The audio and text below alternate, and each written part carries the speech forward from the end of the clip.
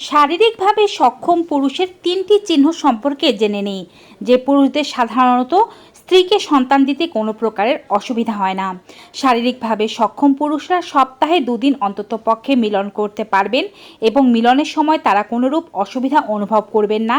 স্বাভাবিকভাবে তাদের বীর্যপাত হবে, কিন্তু তার মানে এটি মোটেও নয় যে তার চেয়ে বেশিবার তারা সহবাস করতে অক্ষম।